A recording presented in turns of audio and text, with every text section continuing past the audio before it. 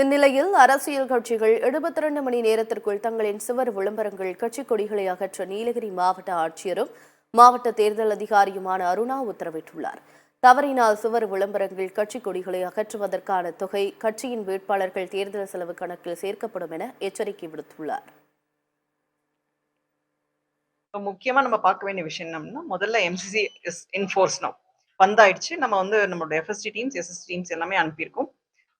முதல்ல முக்கியமா பார்க்க வேண்டியது டிஃபேஸ்மெண்ட். அதாவது செவர்லயோ இல்ல வேற இடத்துலயோ இருக்கிற விளம்பரங்கள் அது எல்லாமே அகற்ற வேணும்.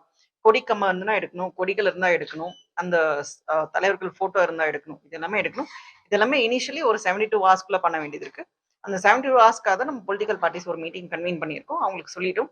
ஸோ அவங்க வந்து ஒத்துழைக்கிறேன் அப்படின்ற உத்தரவாதம் கொடுத்துருக்காங்க. எந்த பணம் எடுத்துட்டு போனாலும் உரிய ஆவணம் இருந்துன்னா பிரச்சனை கிடையாது. உரிய ஆவணம் இல்ல. பணம் எப்படிங்க வரும்? எப்படி இருந்தாலும் பேங்க்ல இருந்து டிரா பண்ணி தான் வரணும். அந்த வித்ட்ரால் ஸ்லிப் இருந்தாலோ, இல்ல வந்து வாங்கினதுக்கான ஒரு அத்தாட்சி இருந்தாலும் வி லீவ் தட். உரிய ஆவணம் இல்லன்னா கண்டிப்பா சீஸ் பண்ணுவோம். எந்த மாதிரி ஒரு பண பரிவர்த்தனை எதுவுமே இருக்கக்கூடாது. அன்ஆத்தரைஸ்டா எதுவுமே போகக்கூடாதுன்னு வில் பி வெரி ஸ்ட்ரிக்ட்.